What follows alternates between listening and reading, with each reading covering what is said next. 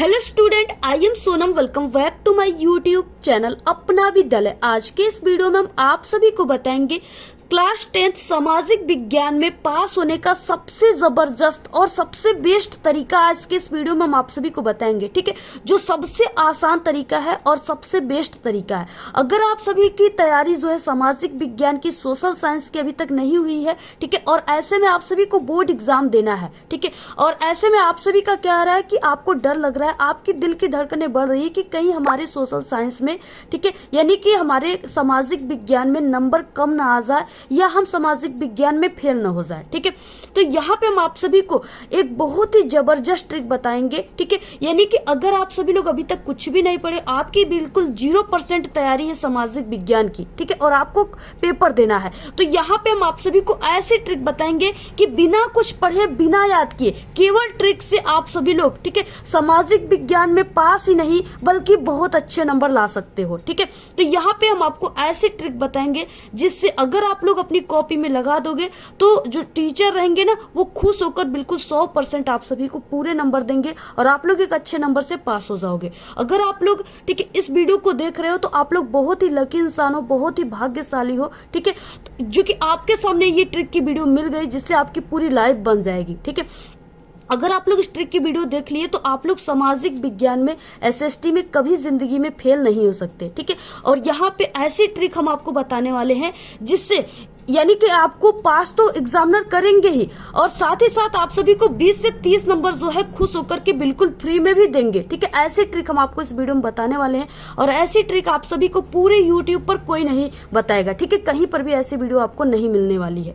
तो यहाँ पे देखिए बहुत ही जबरदस्त ट्रिक बताएंगे और ये जो ट्रिक है ये बिल्कुल न्यू बेस्ट, ठीक है, जबरदस्त ट्रिक है जिससे एक कमजोर स्टूडेंट भी इस ट्रिक का यूज अगर बोर्ड के पेपर में कर रहा है तो वो 100% टॉपर बन जाएगा। ठीक है, तो ऐसी ट्रिक हम आपको इस वीडियो में बताने वाले, बहुत ही अच्छे तरीके से सभी ट्रिक को बताएंगे। सबसे पहले आप लोग इस वीडियो को लाइक कर दीजिए, चैनल पे नए तो चैनल को सब्सक्राइब करके आप लोग बेल आइकन को जरूर प्रेस कर दीजिए और इस वीडियो को आप लोग अपने सभी दोस्तों में जरूर शेयर कीजिएगा। ठीक है, सबसे पहले देखिए सोशल साइंस जो है आप सभी का पेपर, उसमें 2 प्रकार के क्वेश्चन आते हैं। पहला क्या है, ऑब्जेक्टिव टाइप के क्वेश्चन, ठीक है, जो कि 20 नंबर का आपके पेपर में आएगा। तो अगर आप सभी को ऑब्जेक्टिव क्वेश्चन नहीं आ रहा है, ठीक है, ये पूरे पेपर की ऑब्जेक्टिव क्वेश्चन आपको नहीं आ रही है, तो यहाँ पे हम आपको ऐसी ट्रिक बताएंगे ना जिससे आप लोग बिना पढ़े 20 में 15 ऑब्जेक्टिव क्वेश्चन बिल्कुल सही ट्रिक मार कर आओगे। ठीक है, यानी बिल्कुल सही ऑप्शन चुन करके आओगे। ऐसी ट्रिक हम आपको बताएंगे। इसके बाद देखिए सब्जेक्टिव क्वेश्चन आगे, यानी ये 50 नंबर का पेपर में आता है, तो इसमें आपको 50 नंबर में ना आप लोग को ऐसा हम तरीका बताएंगे कि आप लोग बिना पढ़े 50 नंबर में, ठीक है, आप लोग 30 नंबर के क्वेश्चन को बिल्कुल सही करके आओगे। ऐसी ट्रिक हम आपको बताएंगे। तरीके से देखिए ये आप सभी का पेपर है, ठीक है, यहाँ पे ये आप सभी लोगों का पेपर है, इसमें किस तरीके से क्वेश्चन आते हैं और आपको ट्रिक कैसे लगा। सबसे पहले कि पेपर में आप सभी के ऑब्जेक्टिव क्वेश्चन आता है, तो 20 नंबर के ऑब्जेक्टिव क्वेश्चन जो होता है उसका ट्रिक क्या है, आप लोग बिना पढ़े उसको सही कैसे करोगे। सबसे पहले हम आपको ऑब्जेक्टिव का ट्रिक बताएंगे। ठीक है, अब देखिए यहाँ पे बिना पढ़े ऑब्जेक्टिव सही करने का सबसे बेस्ट ट्रिक क्या है। जैसे यहाँ पे एक क्वेश्चन है, ठीक है, आप सभी के पेपर में इस तरीके से क्वेश्चन आ गया कोई कि लोकतांत्रिक शासन व्यवस्था अन्य व्यवस्थाओं से अच्छी है क्योंकि यह, ठीक है, यानी इस तरीके से कोई क्वेश्चन आ गया और इसमें ऑप्शन दिए हुए। ठीक है, यहाँ पे जैसे ये फर्स्ट ऑप्शन हो गया और ये यहाँ पे बी हो गया, ठीक है, सी और यहाँ पे डी ऑप्शन, ये 4 ऑप्शन दिए। अब इसमें से पहला यहाँ पे ऑप्शन है कि नागरिकों में समानता को बढ़ावा देती है, ठीक है, और दूसरा है कि व्यक्तियों की गरिमा को बढ़ावा देती है, तीसरा है ए और बी दोनों, और चौथा है उपरोक्त में से कोई नहीं। ठीक है, और ये आप सभी को बिल्कुल भी नहीं पता है, इसके आपके यानी बिल्कुल भी आपको भनक तक नहीं है कि हाँ इसका आंसर क्या हो जाएगा, कभी आप लोगों ने नहीं पढ़ा। ठीक है, सामाजिक विज्ञान की किताब को खोल कर भी आप लोग कभी नहीं देखे हो ना, फिर भी आप लोग यहाँ पे पास हो जाओगे। ऐसी ट्रिक हम आपको बताएंगे। देखिए अब इसमें आपको 4 ऑप्शन है, ठीक है, इन 4 ऑप्शन में से आप सभी को अगर कोई ऑप्शन इस तरीके से दिख रहा है, ए और बी दोनों, ठीक है, ए वो बी दोनों, अगर कोई ऑप्शन ऐसा दिख रहा है तो आप सभी को इन 3 ऑप्शन में से, ठीक है, इसी ऑप्शन को क्या करना है, चुन लेना है। ठीक है, बिल्कुल आप लोग यहाँ पे आंख बंद करके मार दो टिक, बिल्कुल 100% आप सभी का सही हो जाएगा। ठीक है, 1 नंबर मुट्ठी में। तो इस तरीके से यानी कोई ऑप्शन अगर ऐसा दिखेगा तो आपको इसी ऑप्शन को चुनना है। ठीक है, अगर क्वेश्चन में ऐसा ऑप्शन आएगा तब। अगला देखिए क्या है, अगर आपके एग्जाम में कोई भी ऑब्जेक्टिव क्वेश्चन सन वाला आ जाए, यानी ईस्वी वाले आ जाए, ठीक है, ज्यादातर आते हैं, आ गया तो आपको क्या करना है, यानी कौन सी तरीका अपनाना है। देखिए फ्रांस की, जैसे यहाँ पे आ गया क्वेश्चन है फ्रांस की क्रांति कब हुई थी, ठीक है, ऐसा कोई आ गया यहाँ पे क्वेश्चन। और इसमें आपको क्या ट्रिक लगाना है, तो इसमें आपको बड़ा, ठीक है, और इस तरीके से छोटा का ट्रिक लगाना है, ठीक है। बड़ा और छोटा का ट्रिक आपको क्या लगाना है, यहाँ पे देखिए ये बड़ा हो गया और ये छोटा, ठीक है। यहाँ पे जैसे फ्रांस की क्रांति कब हुई थी, इसमें आपको देखिए इस ऑप्शन में से बड़ा ऑप्शन कौन है, छोटा ऑप्शन कौन है, इसको आपको पहले ध्यान से खोजना है, ठीक है। देखिए यहाँ पे क्या है, जैसे इसको मान लेते हैं, यहाँ पे ये ए ऑप्शन हो गया और ये बी सी डी, ठीक है। तो यहाँ पे देखिए क्या हो गया, ये 1517 है, ठीक है। और ये यहाँ पे यानी ये 1517 क्या है, ये सबसे छोटा है, क्योंकि सभी में 1600 है, ये 1517 है, तो ये सबसे छोटा हो गया, ठीक है। तो आपको छोटा ऑप्शन तो यहाँ पे मिल गया। अब इसके बाद देखिए क्या हो गया, इसमें आपको बड़ा ऑप्शन को ढूंढना है। बड़ा ऑप्शन सबसे कौन सा है इसमें, देखिए बड़ा ऑप्शन सबसे ये है 1689 ईस्वी, ठीक है। तो अब आपको क्या करना है, इसी छोटे और बड़े ऑप्शन में से ही, दो ऑप्शन में से ही आपको सिर्फ ढूंढना है, बाकी ये दो ऑप्शन को आपको बिल्कुल भूल जाना है, ठीक है। इसमें आपको बिल्कुल भी नहीं देखना है। तो जहां आपके पास 4 ऑप्शन थे, यहां आपके पास 2 ऑप्शन हो गए सिर्फ। अब 2 ऑप्शन में ही आपको ट्रिक लगाना है, ठीक है। अब इसमें आपको छोटा और बड़े का ट्रिक लगा देना है। देखिए फ्रांस की क्रांति कब हुई थी, यानी जो फ्रांस की क्रांति हुआ था वो 1600 के आसपास में हुआ था, ठीक है। तो आप सभी को यानी कि 1600 में ही इसमें जो भी क्रांति हुई थी वो 1600 में हुई थी। तो अब आपको क्या करना है, इसमें क्या करना है, बड़े वाले को टिक लगा देना है, ठीक है। अगला कोई क्वेश्चन आ गया, उसमें आप लोग छोटे वाले को ट्रिक लगा दो, यानी जैसे आपका लक काम करता हो, जैसे आपकी भाग्य काम करती हो, ठीक है। तो यहाँ पे जैसे आप लोग बड़े वाले पर लगा दिए तो आपका ये वाला करेक्ट बिल्कुल आंसर हो गया, ठीक है। अब इसके बाद अगला देखिए ऑब्जेक्टिव क्या है। अगर आपके एग्जाम में कोई एमसीक्यू क्वेश्चन ऐसा आ जाए, ठीक है, इस तरीके से कोई क्वेश्चन यहाँ पे दिया रहे और यहाँ पे ऑप्शन 4 रहेगा, जिसमें से कोई एक ऑप्शन ऐसा है कि इनमें से सभी या सभी, ठीक है, तो आपको इसी वाले ऑप्शन को बिल्कुल आपको बिना सोचे समझे टिक मार देना, 100% बिल्कुल करेक्ट आंसर हो जाएगा, ठीक है। अक्सर देखा गया है कि ऐसे ऑप्शन सही होते हैं। देखिए इसके बाद क्या है, यानी आप लोगों ने उन सभी ट्रिक को लगाया, ठीक है। इसके बाद भी आपको कुछ ट्रिक लगा देना है अलग से। ये क्या है कि एग्जाम पेपर में सबसे ज्यादा सही होने वाला अब तक का ऑब्जेक्टिव क्वेश्चन कौन सा होता है, ठीक है। तो ए और सी होता है, यानी फर्स्ट के शुरुआत का ए और सी रहेगा और लास्ट का आप सभी का लास्ट का जो रहेगा वो बी और डी रहता है, ठीक है। तो इस तरीके से ये ट्रिक लगा देना आपको, यानी शुरू में आपको ए और सी को ज्यादातर चुनना है। और इसके अलावा आप लोग एक और भी ट्रिक लगा सकते हो, जैसे 20 ऑब्जेक्टिव क्वेश्चन पेपर में आ रहा है, ठीक है। इसको आप लोग यानी कि 4 5 20, ठीक है। तो यानी कि 4 ठो करोगे तो आप लोग इसको 5 भागों में बांटोगे। अगर 5 ऑप्शन का ऐसे बनाओगे आप लोग, ठीक है। एवरेज तो यहाँ पे 5, यानी इस तरीके से 5 चौके 20, 4 यहाँ पे बन गया, ठीक है। तो आपको क्या करना है, यानी 5 ऑप्शन तक किसी एक ही ऑप्शन को चुनते जाना है, ठीक है। इस तरीके से ए ऑप्शन को, यानी आपका 20 ऑब्जेक्टिव क्वेश्चन है, इसको 4 भागों में बांट दीजिए, 5 ऑप्शन को एक ही चुनते जाना है। उसके बाद फिर आप लोग 5 से 10 तक में बी, ठीक है, फिर उसके बाद सी, फिर उसके बाद डी, यानी ऐसे चुनोगे तो इसमें क्या होगा, आपका 20 ऑब्जेक्टिव क्वेश्चन है, इसमें से 10 ऑब्जेक्टिव क्वेश्चन सिर्फ इस ट्रिक से सही हो जाएगा, ठीक है। और उसके बाद बाकी के जो ऑब्जेक्टिव क्वेश्चन है आगे जो हम ट्रिक बताएं उससे सही होगा। टोटल आपका 20 में 15 यहाँ पे बिल्कुल पक्का हो जाएगा, ठीक है। तो ये ट्रिक आपको ऑब्जेक्टिव में लगाना है। इसके बाद आता है सब्जेक्टिव क्वेश्चन की ट्रिक क्या है। अगर अब देखिए जैसे यहाँ पे आ गया खंड ब वर्णनात्मक प्रश्न फर्स्ट आ गया, ठीक है, इस तरीके से। अब ये यहाँ पे 4 नंबर के हैं और आपको इसका आंसर बिल्कुल भी याद नहीं है। आपको क्या ट्रिक लगाना है, सबसे पहले कि आपको जो चीजें होती है, यानी शुरुआत करने की जो चीजें होती, कॉपी लिखना प्रारंभ करने की जो तरीका होता है, पहले आपको वो उसको करना है, ठीक है। पहले आपको खंड ब वर्णनात्मक प्रश्न फर्स्ट को लिखना है ऐसे, यानी इस तरीके से खंड ब वर्णनात्मक प्रश्न फर्स्ट, ठीक है। प्रश्नोत्तर संख्या जो भी उसको ऐसे लिख दीजिए आप लोग सबसे पहले कॉपी में, ठीक है। इतना आप लोगों ने कर लिया। इसके बाद आप सभी को क्या करना है, यानी ये जो क्वेश्चन है इसमें फ्रांस की क्रांति कब हुई, इसका मुख्य कारण क्या था, इसमें 2 क्वेश्चन है। पहला आप सभी को क्या करना है, यानी पहले आपको क्या करना है कि इसी क्वेश्चन में से ही आपको कीवर्ड ढूंढना है, ठीक है। यानी आपको सबसे पहले हेडिंग लिखना है, हेडिंग आपको क्वेश्चन में से मिलेगा। जैसे ये फ्रांस की क्रांति कब हुई थी, ठीक है, तो यहां से हमें एक हेडिंग मिल गया कि फ्रांस की क्रांति, ये हेडिंग मिल गया। अब आपको सबसे पहले हेडिंग लिख देना। देखिए एग्जामिनर जो खुश होते हैं आपके सोशल साइंस के पेपर में कॉपी में, वो हेडिंग को देख करके खुश होते हैं, ठीक है। अब आपको यहाँ से हेडिंग मिल गया, बिल्कुल सही सही यहाँ से हेडिंग आप लोग छाप दीजिए ऐसे, ठीक है। आप लोगों ने ऐसे छाप दिया। अब इसके बाद लिख दिए। इसके बाद देखिए क्या है, फ्रांस की क्रांति कब हुई थी, यानी ये एक क्रांति है, ठीक है, यानी युद्ध है। अब आपको क्या लिखना है इसके बारे में बिल्कुल पता नहीं है, ठीक है। अब लिखना क्या है, देखिए फ्रांस की क्रांति कई साल पहले राजा के शासन काल में हुआ था। देखिए ये सब जो क्रांति युद्ध ये सब होता था ना, ये पहले के जमाने में होता था, यानी पहले होता था, ठीक है।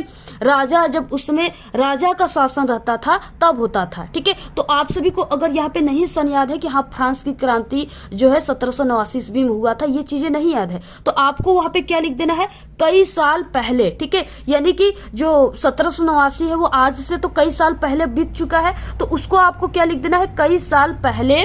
और पहले क्या रहता था, पहले ये सब मुख्यमंत्री प्रधानमंत्री का शासन नहीं था, उस समय राजा का शासन रहता था, ठीक है। कहीं भी युद्ध होता था तो उसमें राजा का शासन होता था, तो आपको क्या लिख देना है, कई साल पहले राजा के शासन काल में हुआ था, ठीक है। अगर ऐसे आप लोगों ने लिखना प्रारंभ कर दिया, ऐसे आप लिख दिए, ठीक है, तो एग्जामिनर यहाँ पे भूल जाएगा कि आखिरकार आपको क्वेश्चन में सन भी लिखने के लिए आया है कि नहीं आया है, ठीक है। क्योंकि इतना अच्छे तरीके से आप लोगों ने लिखा है ना यहाँ पे, बिल्कुल व्यवहारिक तरीके से, कि एग्जामिनर इसी की जो है लालसा में रहता है। अगर ऐसा एग्जामिनर को कोई कॉपी मिलेगा तो वो यहाँ पे खुश होकर नंबर देते हैं, ठीक है।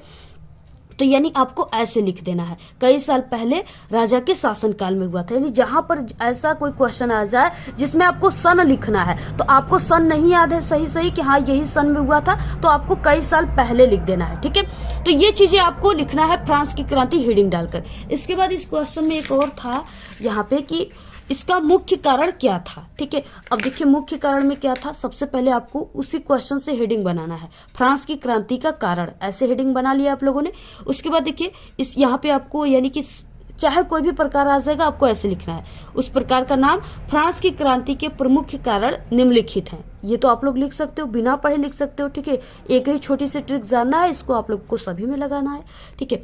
ऐसे लिख दिया आप लोगों ने। उसके बाद देखिए, उसके बाद इतना लिख दिए, ठीक है। अगर आपको नहीं याद है इतना तो सिर्फ इतना लिख दो, 4 नंबर का क्वेश्चन है तो यहाँ पे आपको 2 नंबर जरूर मिल जाएगा, इतना सिर्फ लिखने से, ट्रिक से, ठीक है।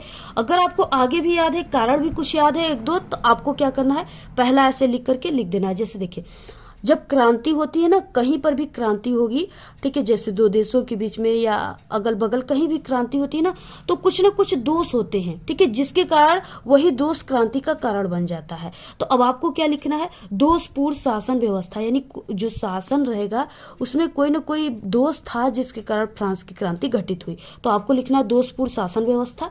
और इसमें आपको ऐसे हेडिंग लिखने के बाद क्या लिखना है, देखिए और यही आपको लाइन सभी में यूज करना है, ठीक है। फ्रांस की यानी जो भी क्वेश्चन है ना, ज्यादातर आपको आंसर बनाना है तो उसी क्वेश्चन से ही बनाना स्टार्ट करना है, उसको बार बार जो भी क्वेश्चन में कीवर्ड है उसको बार बार यूज करना है, ठीक है।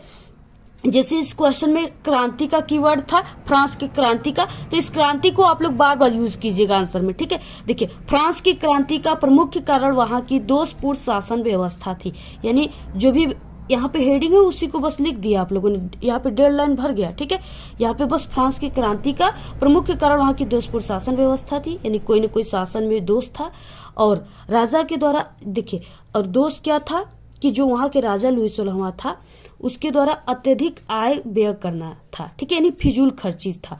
देखिए क्या है, जब भी कोई लोग जो है राजा बन जाता है या कुछ भी बड़े पद पे हो जाता है ना, तो वो सोचता है कि हम कितना ज्यादातर पैसा जो है अपने नाम कर ले, ठीक है, यानी अपने लिए कितना पैसा हम इकट्ठा कर ले, ठीक है। तो यानी उनको लालच हो जाती है, तो यही वहां के राजा का था, लुई 16वां का, उसको लालच हो गया, वो अत्यधिक पैसों जो है व्यय करने लगा, काफी फिजूल खर्ची का मतलब यानी कि आवश्यकता जो चीजों की नहीं है ना उस पे भी वो पैसा खर्च करने लगा, तो आखिरकार उसके पैसे खत्म ही हो जाएंगे, शासन चलाने के लिए पैसा बचा ही नहीं है। अब वो क्या किया, जनता पे कर लगाना शुरू कर दिया, ठीक है। अब जो मजदूर वर्ग, जो अमीर लोग है वो तो दे देंगे, मध्यम वर्ग के, कुलीन वर्ग के, उच्च वर्ग के लोग कर को दे देंगे, लेकिन जो मजदूर वर्ग के लोग है वो 100 रुपया रोज कमाता ही है, तो उसमें से वो 50 रुपया कैसे कर देगा, नहीं ना देगा।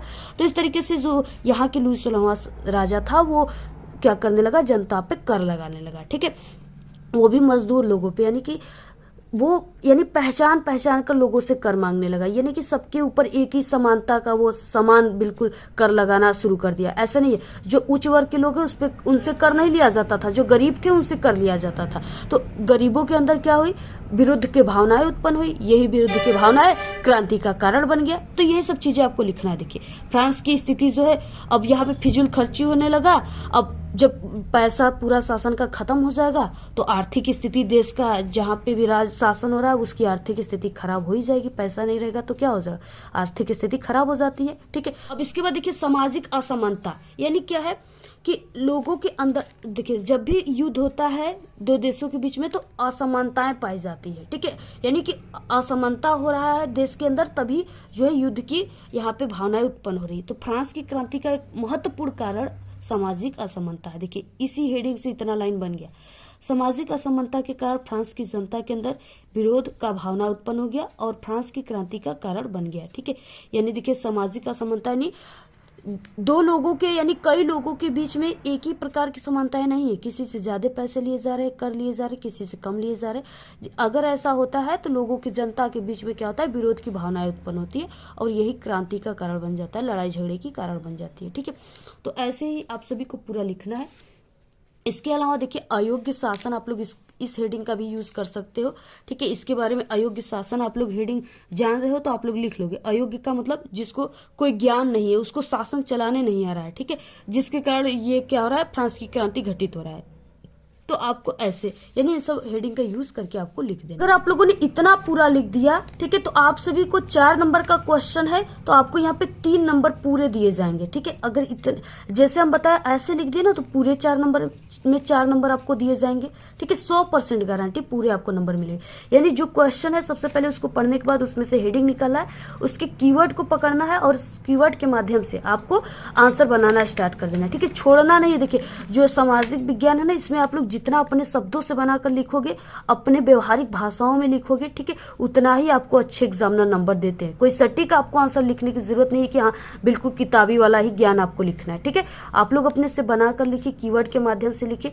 आपको कुछ ना कुछ जरूर लिखना है, सादा पेज नहीं छोड़ना है, तो सादा पेज पे आधा नंबर भी एग्जामिनर नहीं देते हैं। और न ही आपको कोई गाना, शायरी या गलत शब्द या लव स्टोरी वगैरह लिखना है। ठीक है, आपको बिल्कुल उस क्वेश्चन से रिलेटेड कोई टॉपिक याद है, पूरी किताब से रिलेटेड कोई क्वेश्चन टॉपिक याद है तो उसके बारे में आप लोग लिख दीजिए। बाकी ऐसे ही आपको लिखना, आपको पूरे नंबर एग्जामिनर दे देंगे। ठीक है, अब देखिए अगला जैसे यहाँ पे आ गया कि भारतीय कृषि की कोई 3 विशेषताएं। अब आप लोग भारतीय कृषि के, अब यहाँ पे कृषि आपको कीवर्ड मिल गया। कृषि के बारे में आप लोग जानते हो, कृषि का मतलब खेती बाड़ी होती है। और यहाँ पे भारतीय कृषि यानी कि कृषि कौन करता है, किसान लोग करते हैं। ठीक है, क्या क्या करते हैं, यहाँ पे धान करते हैं, गेहूं करते हैं, ठीक है, बाजरा वगैरह, नहीं जो भी चीजें हैं उसको लिख दीजिए। ठीक है, उसके बाद उनकी विशेषताएं क्या है, तो वो कैसे करता है, यानी कि ट्रैक्टर से जोतता है, ये करता है, वो करता है। ठीक है, अच्छी क्वालिटी के यानी बीजों को वो नहीं खरीद पाता है भारत के किसान। तो ये सब चीजें ही आपको बनाकर लिखना है। कितना सरल है, बहुत सरल है। विदेशी व्यापार आ गया, यानी ऐसे देखिए यहाँ पे क्वेश्चन जो है अलग भी आ सकते हैं। यहाँ पे जैसे कोई भी क्वेश्चन आएगा जो हम आपको बताएं ट्रिक, वही आपको लगाना है। विदेशी व्यापार आ गया। विदेशी व्यापार का मतलब आपको, विदेशी का मतलब आप लोग जानते ही होंगे कि विदेश में यानी हमारे देश से दूसरे देश में व्यापार का मतलब व्यापार हो रहा है। ठीक है, अब उसके लाभ आप लोग लिख दीजिए, जो भी यानी उसके बारे में बनाकर थोड़ा बहुत लिख दीजिए। अब देखिए इंपॉर्टेंट ये है, यहाँ पे मृदा अपरदन से आप क्या समझते हैं। ठीक है, किन्हीं 3 कारणों का आप सभी को उल्लेख करना 6 नंबर का। अब देखिए मृदा का मतलब क्या होता है, मिट्टी होती है। अपरदन का मतलब क्षरण, भूक्षरण, ठीक है, जिसको कहते हैं। यानी देखिए मृदा अपरदन क्या होता है, जैसे इसका मौसम होता है ना, बारिश के मौसम में बाढ़ आ जाते हैं और वो बाढ़ जो होते हैं जहां जहां वो जाते हैं बाढ़ के पानी, वहां वहां की वो मिट्टी कंकड़ों को अपने साथ साथ लेकर चले जाते हैं। ठीक है, और वही कारण यानी वो सब क्या करते हैं, यानी अगर यहाँ पे ऐसी मिट्टी, ये खेत है, यहाँ पे ऐसी मिट्टी है, ठीक है, तो बाढ़ की पानी आएगी तो क्या करेगी, इसको अपने साथ ऐसे लेकर चली जाएगी। यहाँ से मिट्टियों का कटाव हो जा रहा है, अपरदन हो रहा है। ठीक है, और क्या है कि गर्मियों में लू चलता है, लू में आप लोग देखते हो कि बहुत ज्यादा गर्दा उड़ता है। ठीक है, तो वो क्या है, मिट्टियों को कण से एक स्थान से दूसरे स्थान पे हवा के माध्यम से वो चली जाती है, मृदा अपरदन हो जाता है। ठीक है, अगर वही देखिए जैसे जो बाढ़ के पानी होते हैं ना, वो अपने साथ मिट्टियों को ले जाती है एक स्थान से दूसरे स्थान तक। अगर वहां पे हम कोई इस तरीके से वृक्ष लगा देंगे ना, तो वो वृक्ष के जो जड़ें हैं, सोर हैं, वो मिट्टियों को ऐसे जकड़ी रहती हैं। ठीक है, जिससे मिट्टियां इधर उधर नहीं जाती हैं। तो आप लोग इनके कारणों को ऐसे लिख सकते हो कि हाँ, पेड़ पौधे को लगाकर मिट्टी अपरदन को रोका जा सकता है। खेत होता है, खेत में आप लोग देखोगे कि किसान मेढ़ बनाते हैं। ठीक है, किनारे किनारे पे उस पे वो दाल वगैरह भी लगा देते हैं। तो वो मेड़ क्यों बनाते हैं? वो मेड़ इसलिए बनाते हैं कि उनकी मिट्टियाँ जो है, खेत की मिट्टियाँ दूसरे के खेतों में न जाए, ठीक है।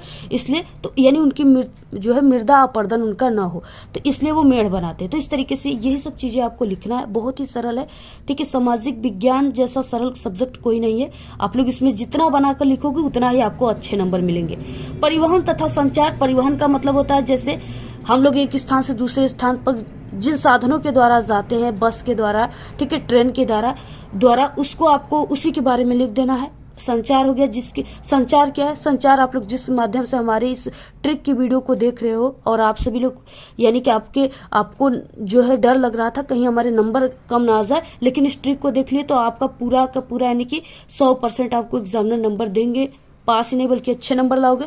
तो आप लोग इस ट्रिक को किस माध्यम से देख रहे हो? हमारे इस स्मार्टफोन, अपने स्मार्टफोन के माध्यम से देख रहे हो, और हम आपको ये वीडियो किस माध्यम से दे रहे हैं? स्मार्टफोन के माध्यम से। तो ये क्या है? ये संचार व्यवस्था है, ठीक है। तो यही सब चीजें आप लोग इसके बारे में तो और अच्छे तरीके से लिख सकते हो, ठीक है। तो आप लोग इस तरीके से लिखिए, पूरा ऐसे ही आपको लिखना है। कोई मिट्टी आ गया कि हाँ मिट्टी, काली मिट्टी हो गया, दोमट मिट्टी, मिट्टियों के प्रकार, ठीक है। अब आपको मिट्टियों के प्रकार, आप लोग मिट्टी पर जी ही रहे हो, ठीक है। आप लोग काली मिट्टी लिख दीजिए और जलोढ़ मिट्टी लिख दीजिए। इसके बारे में आप लोग थोड़ा थोड़ा लिख दीजिए कि हाँ काली मिट्टी जो है इसमें कपास की खेती होती है, ठीक है। जो भी है आप लोग व्यवहारिक भाषा में आप लोग लिख दीजिए, आपको 100% गारंटी कि एग्जामिनर नंबर देंगे। अगर इतना कर दिए ना तो आपको कभी जिंदगी में एग्जामिनर फेल नहीं कर सकते, ठीक है। तो ये सभी ट्रिक आपको लगा देना है, ऐसा ट्रिक आपको कोई नहीं बताएगा, यही ट्रिक आपको लगाना है, ठीक है। अब देखिए यहाँ पे अगर मानचित्र वाला ट्रिक हम आप सभी को बता दें, तो मानचित्र वाले ट्रिक में आपको क्या करना है? इसको तो आपको पेंसिल से भरना है सबसे पहले, ठीक है। अब यहाँ पे देखिए, जैसे कोई कॉमन क्वेश्चन है जो हर साल पेपर में आता है, वो स्थान जहाँ जलियांवाला बाग हत्याकांड हुआ था, ठीक है। तो जलियांवाला बाग हत्याकांड अमृतसर में हुआ था, और अमृतसर में आपको अमृतसर को अगर दर्शाना है मानचित्र में, ठीक है, तो आपको क्या करना है? ये चार जो है ये गुड़हल की पंखुड़ी की तरह है, ठीक है, 1 2 3 4। अब इसमें से ये वाला जो किनारा है, इसी के यहाँ पे क्या है? पंखुड़ी में अमृतसर स्थित है, ठीक है। तो आपको ये ट्रिक जान जाना है, यानी अमृतसर बिल्कुल कॉमन है कि पेपर में जरूर आता है। इसके बाद देखिए ये वाला भी आपको जान जाना है, जैसे वह स्थान जहां सूती मिल श्रमिकों का सत्याग्रह चलाया गया था, ठीक है। तो वो अहमदाबाद में चलाया गया था। तो यहाँ पे ये क्या है? डायनासोर के मुंह है, ठीक है। ये आपके मानचित्र में जो मिलेगा उसमें रहेगा। इसी के बीच में यहाँ पे अहमदाबाद है, यहाँ पे गुजरात है, और यहाँ पे दांडी है, यहाँ पे साबरमती है, ठीक है। और इसके ठीक नीचे यहाँ पे मुंबई है, ठीक है। तो ये सब क्या है? और कोई नदी आ गया तो यहाँ पे ताप्ती नदी है। तो ये क्या है? यहाँ छोटी सी ट्रिक आप लोग ये सब जान जाइए। कुछ क्वेश्चन है कॉमन जो पेपर में आते हैं, तो इस तरीके से आप लोग को भर देना है। यानी अगर आपको ये पता है कि हम मानचित्र में ये स्थान यहाँ पे है, तो आप लोग इसको भर दीजिए। अगर नहीं पता, सिर्फ ये पता है कि हाँ इस क्वेश्चन का आंसर अमृतसर होगा, ठीक है, तो आपको कॉपी में क्या करना है? सिर्फ आपको जो कॉपी रहेगा उसमें आप सभी को लिख देना है ऐसे आपको लिखने के बाद मानचित्रकार, ठीक है, उसको आपको सिर्फ आंसर भर ही ऐसे लिख देना है। यानी अगर सिर्फ आंसर लिख दिए, आपको आंसर पता है, ऐसे लिख दिए, ठीक है। तो आप सभी को क्या है? इसमें नहीं भरोगे तो इसमें भरोगे तो 5 नंबर मिलेगा, अगर यानी 10 नंबर मिलेगा। अगर इसमें नहीं भरोगे, इतना सिर्फ लिखेंगे तो आपको सिर्फ 5 नंबर दिया जाएगा, ठीक है। तो इतना आप लोग लिख सकते हो। बाकी जो कॉमन क्वेश्चन है, जैसे कोई भी प्रकार का क्वेश्चन आ जाए, लेकिन जो कॉमन क्वेश्चन है उसको आप लोग, जैसे अहमदाबाद है ना, तो ऐसे क्वेश्चन आए चाहे ना आए, आपको ऐसे अहमदाबाद वगैरह ऐसे लिख देना है, ठीक है। अपने मन से भी लिख दोगे तो एग्जामिनर इतना नहीं ध्यान देंगे, आपको नंबर यहाँ पे मिल सकते 1 2 नंबर। तो आप लोग सामाजिक विज्ञान में कमजोर हो तो आप लोग इस ट्रिक का यूज जरूर कीजिएगा। 100% मेरी फुल गारंटी कि आप लोग पास ही नहीं बल्कि इस ट्रिक से बहुत अच्छे नंबर लाओगे, एग्जामिनर आपको खुश होकर नंबर देंगे, ठीक है। तो आपको ये वीडियो कैसा लगा? इस वीडियो को आप लोग अपने सभी दोस्तों में शेयर कीजिए, वीडियो को लाइक कीजिए, ठीक है, और अपनी अच्छी प्यारी प्यारी कमेंट कीजिए। आज के इस वीडियो में सिर्फ इतना ही। आपको ये वीडियो कैसा लगा? अगर वीडियो पसंद आए तो एक बड़ा सा लाइक कर दे, चैनल पे नए तो सब्सक्राइब करके बेल आइकन को जरूर प्रेस कर दे। Thanks, all the very best, bye bye.